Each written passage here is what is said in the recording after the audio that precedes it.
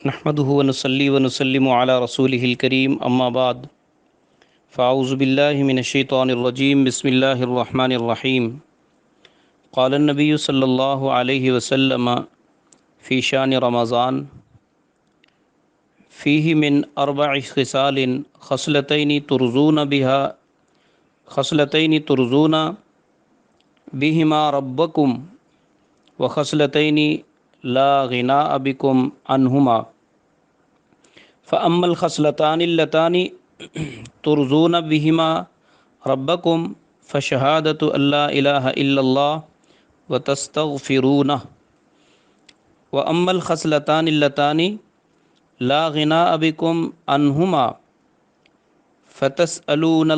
فتسألون الله الجنة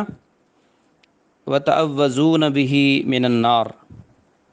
او کما قال النبی صلی اللہ علیہ وسلم۔ آپ صلی اللہ علیہ وسلم نے رمضان المبارک کے بارے میں ارشاد فرمایا کہ اس میں 4 چیزیں ایسی ہیں کہ آپ ان کی کثرت کیا کریں۔ 2 چیزیں اللہ کی رضا کے لیے اور 2 چیزیں ایسی ہیں کہ جن سے تمہیں چارہ کار نہیں ہے، اور پہلی 2 چیزیں جن سے تم اللہ کو اپنے رب کو راضی کرو وہ کلمہ طیبہ لا الہ الا اللہ محمد الرسول اللہ اور استغفار استغفر اللہ ربی من کل ذنب و اتوب الیہ کی کثرت کرنا، یعنی پہلا کلمہ طیبہ کی کثرت کرنا اور استغفار کی کثرت کرنا، یہ اللہ رب العزت کی رضا کا سبب ہیں۔ رمضان المبارک میں اللہ کے نبی جی صلی اللہ علیہ وسلم نے فرمایا کہ تم ان 2 کلموں اور ان 2 خصلتوں اور ان 2 چیزوں کے ذریعے سے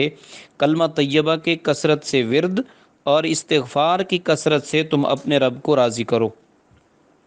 اور دوسری 2 چیزیں جو ارشاد فرمایا ان کے بغیر تمہارا چارہ کار نہیں ہے، اور وہ کیا؟ فرمایا کہ تم جنت کی طلب کرو اور جہنم سے پناہ مانگو۔ یقیناً جہنم سے بچنا بھی اتنا ہی ضروری ہے جتنا کہ جنت میں جانا ضروری ہے۔ تو اللہ رب العزت سے رمضان المبارک میں جنت کی طلب اور جہنم سے پناہ، ان 2 چیزوں کے ذریعے سے بندہ اپنے آپ کو مأمون اور محفوظ کر لیتا ہے۔ اللہ رب العزت جنت کا مستحق بنا دیں گے اور جہنم سے محفوظ فرما لیں گے۔ اس فرد کو، اس مرد کو، اس عورت کو اور اس مسلمان کو جو رمضان المبارک میں کثرت سے جنت کو مانگے اور جہنم سے پناہ مانگے، تو ہمیں چاہیے کہ ہم کثرت سے ان 4 کلمات کو اپنی زبان پر ادا کیا کریں۔ اس طرح سے بھی کہا جا سکتا ہے لا الہ الا اللہ نستغفر اللہ نسألک الجنہ ونعوذ بک من النار،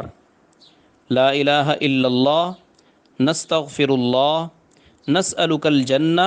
ونعوذ بک من النار۔ اس طرح سے بندہ 4 کلمے ایک ہی مرتبہ سے ایک ساتھ ادا کر کے اللہ رب العزت کی رضا بھی اور جنت کی طلب بھی